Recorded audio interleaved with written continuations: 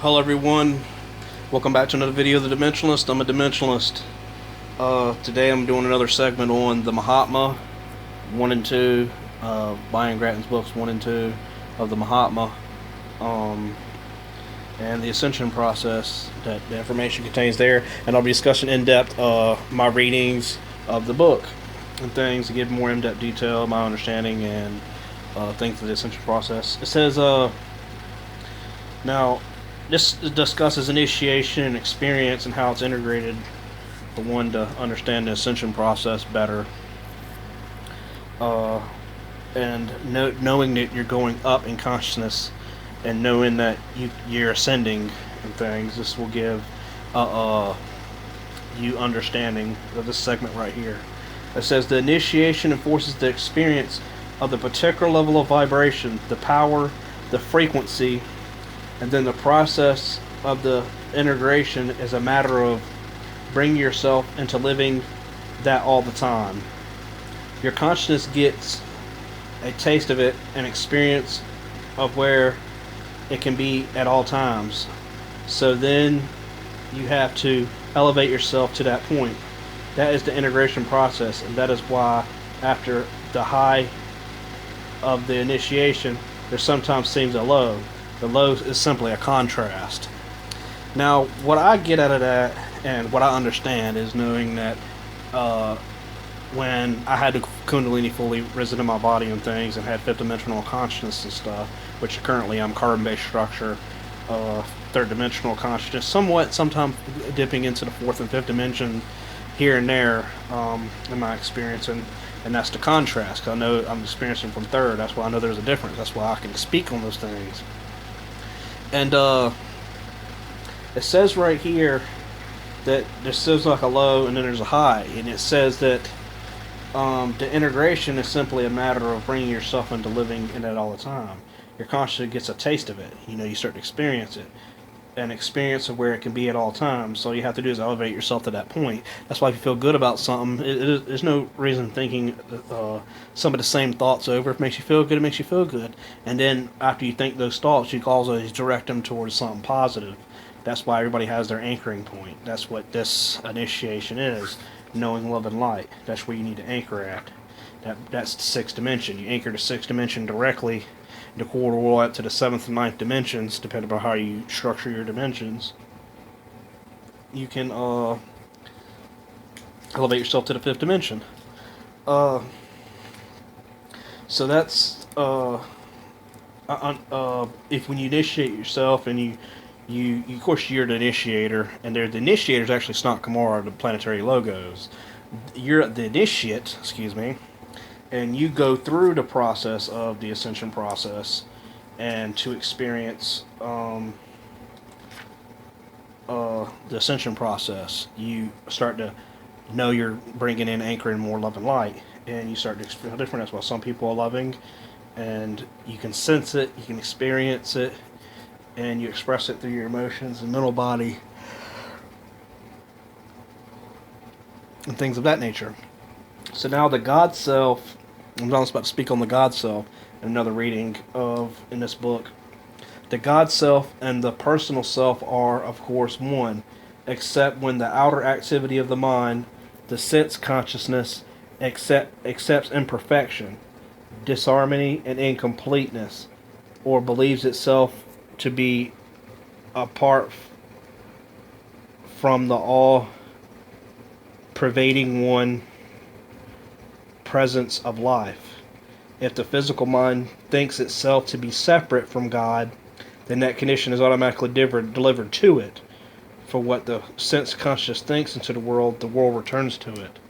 That's why some people are like, you're the one that can only make yourself happy. Life is what you make it. That's technically what it is. But since we got these teachings in front of us, the God Self, my personal life, things that go on with me. Of course, my personal life is separate from yours and other people's. And the celebrities, for instance, everybody's life, from my understanding, is whatever gets. The meaning of life is how you interpret life, and the meaning of life is a personal experience. It's personally you, that's your meaning of life. What you perceive life's meaning as That's you. It's what gets lodged into your Akashic record in the end, from what I've read from one of the books. And it makes complete sense because, I grew up a certain way, and all I'm doing is taking bits and pieces of information from every teacher, person, student, people I went to school with that were the students I went to school with. And these people, I grew up people, those are our fellow classmates. And my teachers are the people I learn from, and that comprises of my whole consciousness and my speaking right now. That's why I make these videos. I believe I'm sufficient enough to help people out here with this. So when it says that the outer activity of the mind, the sense consciousness, accepts imperfection, I believe if you accept there's something negative wrong with you can't do this or accomplish this, you're never going to get that far. You can play a violin. You got two arms. Do you have, you got a neck. You put the violin on your neck and things. Someone that's don't got arms, that's possibly something that they can't overcome. That's it's obvious.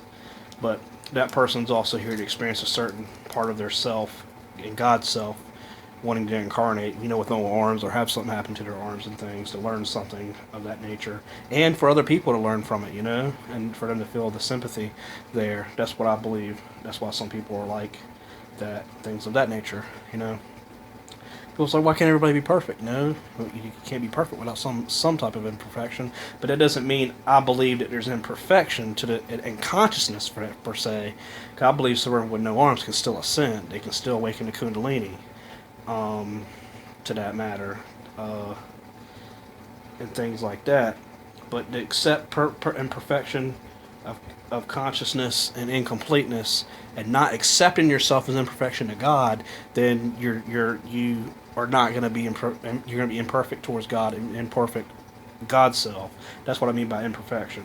My imperfection is I can't be. I can read and write. My master at reading and writing, and more than other people, I'm sort of imperfect there. But we're talking on the basis of mind of the God self, being one with the personal self, and that nature, things of that nature. So we're going to read this other part. It says the recognition, the recognition, conscious direction, the constructed use of the God force, maintained at all times, will lead you to the goal of relative perfection, mastery, and dominion over all earthly expressions, including the conscious control of all natural forces, earth, fire, wind, water, and matter.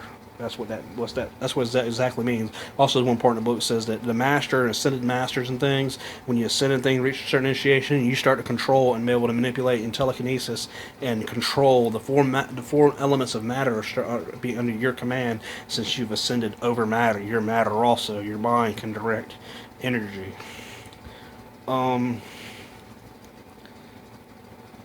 Adherence to the simple instructions will enable you to completely erase all false beliefs, but as always, the speed of which you accomplish this depends on how deeply, how continuously and persistent you connect with and feel your God self.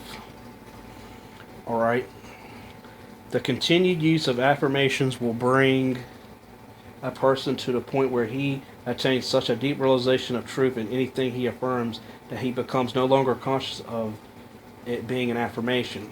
He uses an affirmation, mantra, or prayer because he desires something made manifest. The right desire is the most powerful force in bringing about manifestation. By the use of affirmation, the individual rises his outer self into the full acceptance of its truth and generates the feeling through which it becomes manifest. Manifestation comes about through deep concentration and acceptance, which calls the spoken word to stimulate instantaneous activity. So that is explaining how, if I think I'm a good person, I have a YouTube channel. More examples would be, I'm good to my girlfriend, even though I have a girlfriend right now. I would like to do these things for her. I will accomplish these things. I will have a girlfriend in the future. It's affirmation, and I'm thinking of these things. It will occur, it will. It starts not to become an affirmation at that point. It starts to become truth. That's what this segment of what I just read means.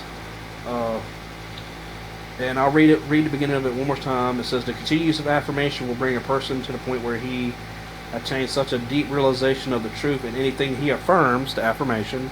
I'm a loving person. I'm a kind of loving person that I will have a girlfriend. that he becomes no longer conscious of it being an affirmation. He uses an affirmation, mantra, or prayer because he desires something made manifest, which is what I just said. And the right desire is the most powerful force in bringing about manifestation. And that's pretty much it. So I would like to close out the video, and I'll be bringing more videos and teachings from the Mahatma book by Brian Grattan, and more about the things I've discussed. My last few things I want to say is call in the Mahatma energy. That's spiritualization of matter, and the truth of ascension is taking your physical body with you. Other than that, remember, I'm a dimensionalist. Actually, I said planes and dimensions. Peace.